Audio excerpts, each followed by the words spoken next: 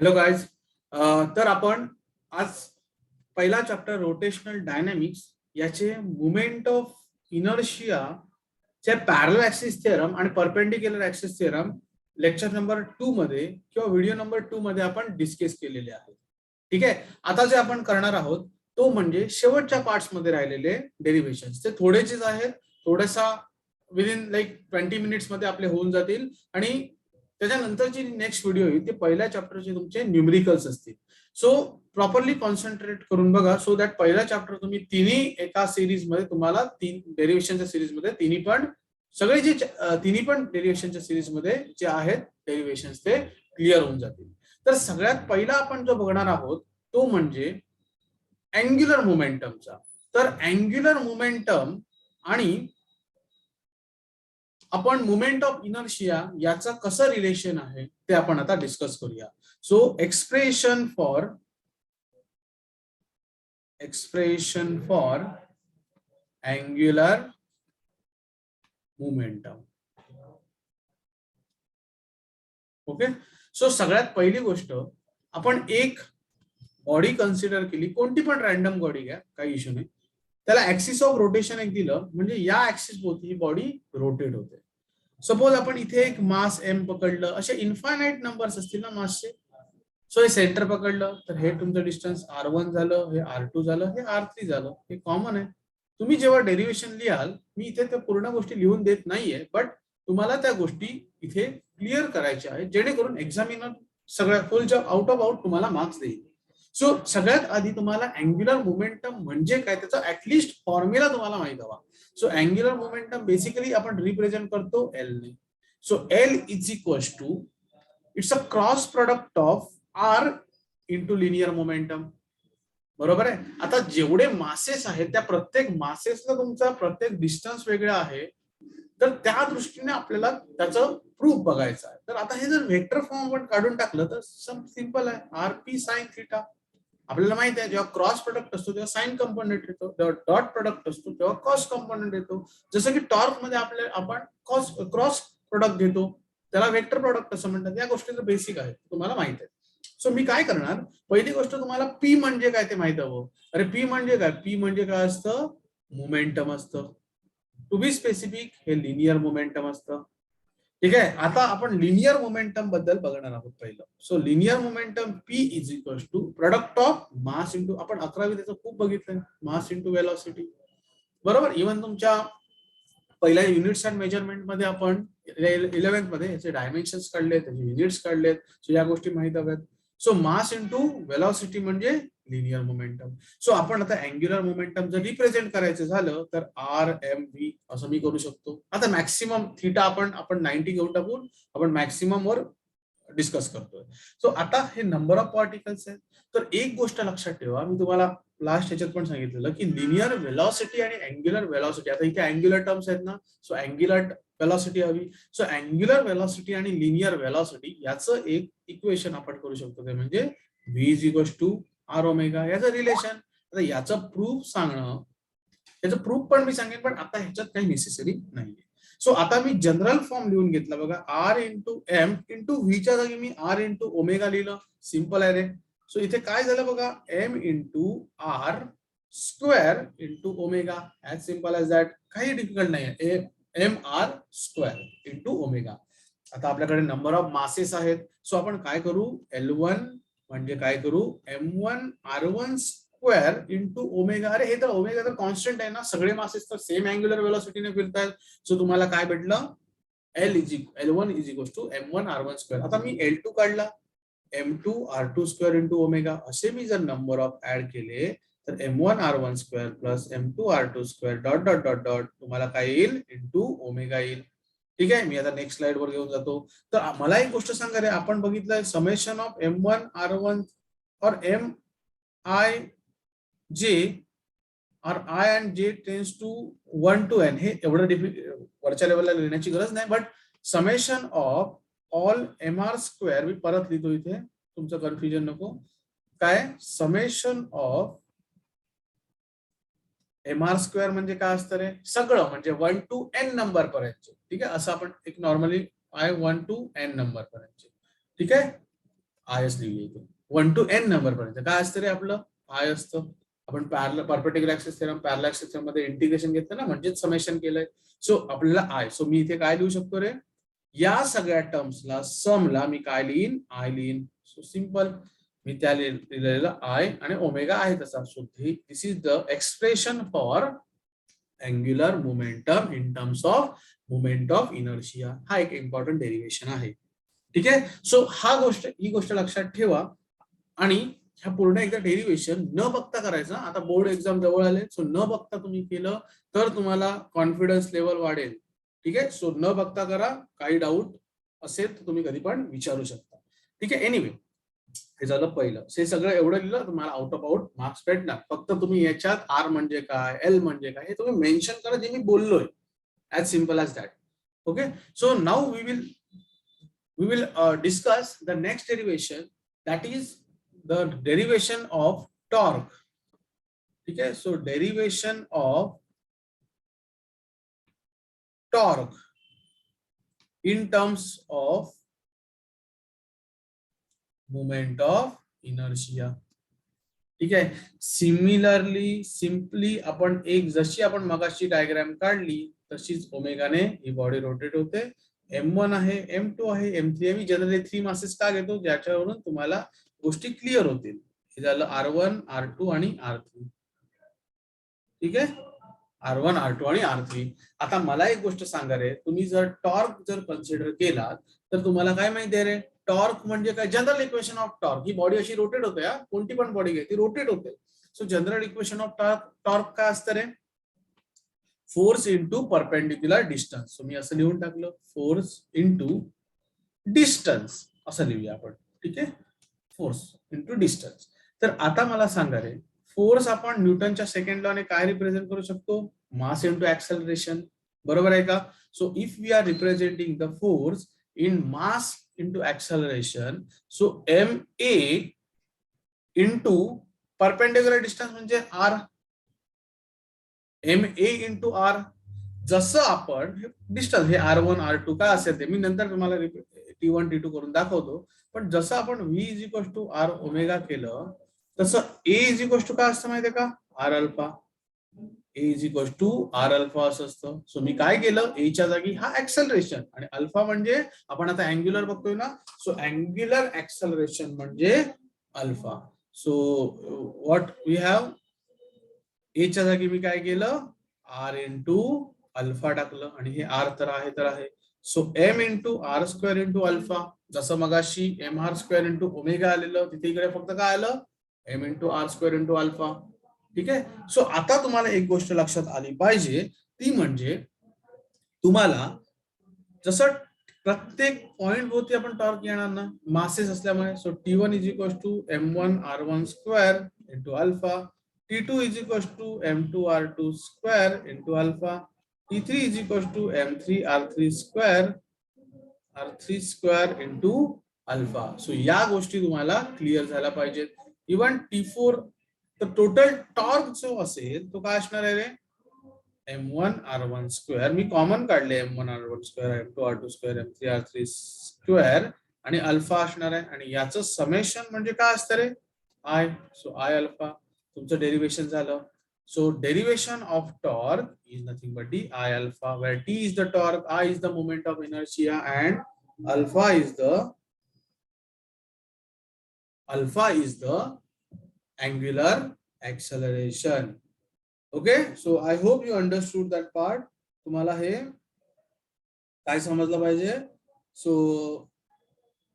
याचं जे पूर्णच्या पूर्ण याची जी कन्सेप्ट आहे ती समजली पाहिजे. सो हे झालं आपलं लास्ट वाल्या पार्ट मधलं सेकंड डेरिवेशन.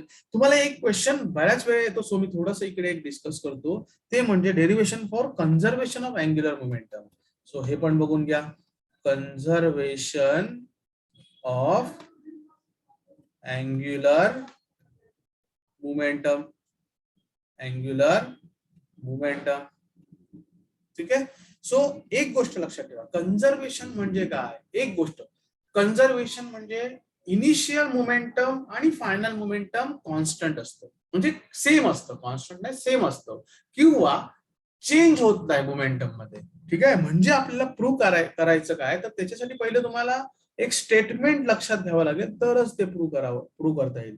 तर स्टेटमेंट कसं आहे की जर तुम्ही एक्सटर्नल टॉर्क अप्लाय नाही केलात, जर तुम्ही एक्सटर्नल टॉर्क अप्लाय नाही केलात, तर डीएल बाय डीटी हे झिरो राहतं. म्हणजे जेव्हा टॉर्क झिरो असेल तेव्हा डीएल बाय डीटी पण झिरो असतं. हे काय, rate of change of momentum with respect to time, म्हणजे कन्झर्वेशन. कॉन्स्टंट अँग्युलर मोमेंटम राहिलं ना, म्हणजे ते अँग्युलर मोमेंटम काय झालं, कन्झर्व झालं. सो तुम्हाला एक गोष्ट याच्यातनं क्लिअर होते की जर Diehl by DT me prove करून झिरो दाखवलं, जेव्हा टॉर्क झिरो असेल तेव्हा, तर मी ते कन्झर्व करू शकतो. सो एक गोष्ट मी लिहितो पहिलं, L is equal to R bar cross P bar. बरोबर, मी याला डिफरन्शिएट करतो, डीएल बाय डीटी. बघा किती सिंपल आहे. सो आपल्याला युव्ही रूल माहित आहे रे, काय असतो, first into derivative of second plus second into derivative of first. ठीक आहे, so r into dp by dt म्हणजे काय रे, second law, rate of change of momentum with respect to time. हा फोर्स झाला, न्यूटनचा second law, F is equal to dp upon dt, proportional, not is equal to proportional. मग k घेतो आणि F is equal to m a आपण prove करतो. So हा झाला तुमचा डीपी बाय डीटी म्हणजे F, plus p into dr by dt म्हणजे काय रे, वेलॉसिटी ना, rate of change of displacement with respect to time. So मी याला व्ही लिहितो. परत मी याला पुढे जाऊन काय लिहितो, प्लस या पी ला मी, पी म्हणजे काय, linear momentum, linear momentum. So P ला मी काय लिहिलं, linear momentum. So M V आणि व्ही लिहितो. आता मी याच्या पुढे जाऊन, हा ऍक्च्युली आपण क्रॉस प्रॉडक्टनेच घेतलाय ना, सो इथे सगळीकडे तुमचं क्रॉस आलं पाहिजे, क्रॉस आलं पाहिजे. ठीक आहे, इथे पण क्रॉस आलं पाहिजे. मला सांगा रे, जे क्रॉस जेचा आन्सर काय असतं, झिरो असतो. आय क्रॉस आयचा आन्सर क्रॉस प्रॉडक्ट मध्ये के क्रॉस के चा आन्सर झिरो असतो. म्हणजे व्ही क्रॉस व्ही, जर सेम दोन्ही पण वेक्टर असतील तर झिरो असतं. सो ही टर्म तुमची टोटल झिरो झाली. या टर्मला मी काय केलं, झिरो मानलं. सो काय झालं तुमचं, इथे इथे क्रॉस प्रोडक्ट आहे. So r bar cross F bar. मला सांगा रे, r bar cross F bar मी इथे पण कुठेतरी सांगितलेलं तुम्हाला, जस्ट बोललेलो. सो काय असतो तो r bar cross F bar, म्हणजे r bar cross F bar म्हणजे टॉर्क असतो. मग तिथे आपण प्रूव्ह होतोय का रे, जर टॉर्क तुमचा झिरो असेल तर DL by DT, rate of change of angular momentum zero असतं. म्हणजेच अँग्युलर मोमेंटम काय झालं रे, कन्झर्व झालं. ओके, सो आय थिंक तुम्हाला हे समजलं असेल, अँग्युलर मोमेंटम कन्झर्व कसं झालं ते. ठीक आहे, सो अँग्युलर मोमेंटम कन्झर्व कधी होतं, जेव्हा तुम्ही एक्सटर्नल टॉर्क अप्लाय करत नाही तेव्हा. बरोबर का. सो ह्या गोष्टी एकदम डोक्यात ठेवा की आपण एक्सटर्नल टॉर्क अप्लाय केला नाही तर अँग्युलर मोमेंटम हे काय होतं, कन्झर्व केलं जातं. ओके, सो हा तुमचा आला आजचा थर्ड डेरिव्हेशन. आता आपण लास्ट डेरिव्हेशन बघूया, ते म्हणजे रोलिंग मोशन वर डिपेंडेंट आहे. So last derivation is rolling motion वाला डेरिव्हेशन. त्याच्यात आपण ऍक्सलरेशन आणि स्पीड आपण बघणार आहोत. सो आपण पहिला लिहूया रोलिंग मोशन. तर यात रोलिंग मोशन मध्ये म्हणजे काय, सपोज तुमच्याकडे असं इन्क्लाइन पाथ आहे आणि या इन्क्लाइन पाथ वर तुम्ही एक बॉडी ठेवली आहे, तर तुम्हाला एक लक्षात येतं का रे, जेव्हा ही बॉडी मूव्ह होईल तेव्हा अँग्युलर वेलॉसिटी पण असेल आणि लिनियर वेलॉसिटी, हा पुढे पण जायचं आणि गोल गोल पण फिरायचं आहे. सो त्याला रोलिंग मोशन असं म्हटलं जातं. सो आता आपल्याला जर कोणी विचारलं रोलिंग मोशन मधली टोटल कायनेटिक एनर्जी किती येईल, सर टोटल कायनेटिक एनर्जी किती येईल, एक म्हणजे रोलिंग कायनेटिक एनर्जी आणि दुसरी म्हणजे translational kinetic energy. Translational kinetic energy. आता रोलिंग कायनेटिक एनर्जी म्हणजे काय रे, कसं काढतात, तर मी तुम्हाला सांगतो. रोलिंग कायनेटिक एनर्जी म्हणजे कसं आपण प्रूव्ह करतो. ठीक आहे, सो पहिली गोष्ट, हे तुम्ही डायरेक्ट लिहिलं तरी आले, V is equal to R omega करून आहे. सो रोलिंग म्हणजे half into I into omega square plus half into M into V square. So तुम्ही जर व्हीच्या जागी आर ओमेगा पुट केलं तर एम आर स्क्वेअरचं आय होतं आणि ओमेगा स्क्वेअर असल्यामुळे मी इथे प्रूव्ह करून दाखवतो बघा, half M V square, V is equal to R omega. So half into M into R square omega square, आणि एम आर स्क्वेअर जर सगळ्यांचे घेतले तर आय होतं. So I into omega square, म्हणून हे रोलिंग आलं. सो ही तुमची काय झाली, rolling kinetic energy. Okay. So यात आय होप कोणाला काही डाऊट नसेल. तर त्याच्या आधी तुम्हाला पुढचा पार्ट बघण्याच्या आधी आपल्याला आता काय करायचं माहितीये का, लिनियर स्पीड काढायचं आहे त्याचा, किंवा लिनियर ऍक्सलरेशन पण काढायचं आहे. सो आता आपण जे डेरिव्हेशन बघणार आहोत ते लिनियर ऍक्सलरेशन रोलिंग मोशन मध्ये आणि लिनियर स्पीड बद्दल बघणार आहोत. ठीक आहे. सो आपण काय करू बघा, आपल्याला माहित आहे टोटल एनर्जी काय असते रे, half mv² plus half I omega square. Radius of gyration I is equal to, हे तुम्हाला माहित आहे सगळं, mk². रेडियस ऑफ गायरेशनची कन्सेप्ट, के म्हणजे रेडियस ऑफ गायरेशन, म्हणजे सगळा मास कुठे कॉन्सन्ट्रेशन आहे सर्क्युलर मोशन करताना तर त्याची आपण रेडियस काढतो, त्याला रेडियस ऑफ गायरेशन म्हणतात. So I is equal to mk². तर मला एक गोष्ट सांगा रे, जर मी I is equal to mk² put केलं तर आता आपल्याला कसं डेरिव्हेशन करता येईल. आणि ओमेगाच्या जागी आपल्याला माहिती आहे v is equal to r omega. So omega is equal to v by r. So हे पण आपल्याला माहित आहे, omega is equal to v by r. So तुम्हाला सांगतो काय करायचं ते. आता आपण काय करू, half mv² plus half I च्या जागी mk² जर मी पुट केलं, ठीक आहे, I च्या जागी mk² मी पुट केलं तर काय होणार, mk² into v² upon r². ठीक आहे. मग मी काय केलं, इथे हाफ mv² कॉमन काढलं, बुक मध्ये डायरेक्ट दिलेलं आहे, तुम्हाला मी इथे सॉल्व्ह करून दाखवलं, 1 प्लस k² डिवाइड बाय, हा कॅपिटल R घेऊया, कन्फ्युजन नको, कॅपिटल r² रेडियस जो आहे तो. ठीक आहे. सो हा तुमचा झाला एनर्जीचा. तर मला सांगा रे, जेव्हा आपण एखादी बॉडी इथून रोल करायची म्हटली ते मॅक्सिमम एनर्जी त्याची पोटेन्शियल एनर्जी असते. मी एनर्जीला पोटेन्शियल एनर्जीने इक्वेट केलं, आणि जर मी या इक्वेशन वरून जर तुम्ही व्ही चा आन्सर काढलं तर तुम्हाला square root of 2gh divide by 1 plus k² upon r² हे आन्सर भेटेल. सो हे तुमचं फायनल इक्वेशन फॉर वेलॉसिटी, जो आपण लिनियर स्पीड बोललो ना आता, लिनियर स्पीड वाला. सो लिनियर स्पीड वाल्याचं इक्वेशन आपल्याला काय आलं, v is equal to square root of 2gh 1 plus k² upon r². Right. So I hope तुम्हाला अंडरस्टँड झालं असेल. ठीक आहे. जर कोणाला झालं नाही तर मला तुम्ही विचारू शकता. आता आपण ऍक्सेलरेशन काढण्यासाठी थोडस हे करावं लागेल. हा एस असेल, हा थीटा असेल. मला सांगा रे, साइन थीटा म्हणजे काय रे, ही तुमची हाईट आहे. साइन थीटा म्हणजे h बाय s.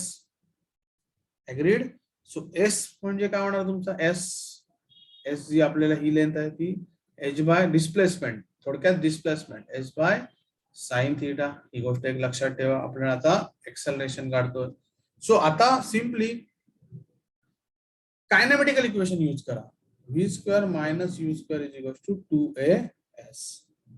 ठीक आहे. आता मला सांगा v² किती आहे तुमचा, v². आता इनिशियली ती बॉडी जी आहे, इथे बघताय का तुम्ही, इनिशियली ती बॉडी इथे असते, ती रेस्ट वर असते, त्यामुळे u0 झाला, v तर तुम्ही काढलाय, मग v² काढणार 2gh divide by 1 plus k² upon r².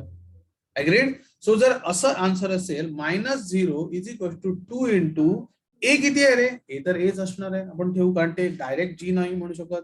आणि एस आपण काढलं h बाय साइन थीटाने, बघा इथे मागे h by sine theta. So आपण जर हे जे आता इक्वेशन काढलं तर ते आपण नेक्स्ट ह्यामध्ये रिअरेंज केलं, आणि जर ए चा आन्सर केलं तुम्ही तर काय तर जी, हा इथे जी झाला, एच ला एच गेला, साइन थीटा वरती गेला, 2 ला 2 गेला, g sine theta divide by 1 plus k² upon r². So this is the final equation for the acceleration. आपण स्पीड आणि ऍक्सलरेशन बद्दल बोलत होतो ना. So this is the final equation for the linear acceleration. इथे आपण ऍक्सलरेशन काढलंय, alpha काढलेला नाहीये. So that is called as linear acceleration. So I hope तुम्हाला हे जी मी आता क्वेश्चन डिस्कस केले तर त्यामध्ये काहीच डाऊट नसेल. जर कोणाला डाऊट असेल तर तुम्ही विचारू शकता किंवा कमेंट मध्ये लिहू शकता. सो 3 पार्ट मध्ये आपण पहिल्या चॅप्टरचे डेरिव्हेशन केलेले आहेत. आता दुसरा जो चॅप्टर आहे तो आपण त्याचे डेरिव्हेशन करणार आहोत. बट त्याच्या आधी मी एक डेरिव्हेशन याची न्यूमेरिकलची सिरीज फर्स्ट चॅप्टरची बनवणार आहे. सो ती पण तुम्ही प्रॉपरली बघा. तुमच्या जानेवारी एंड पर्यंत I will try to cover maximum number of chapters होऊन जातील. ठीक आहे. So bye bye. Thank you so much.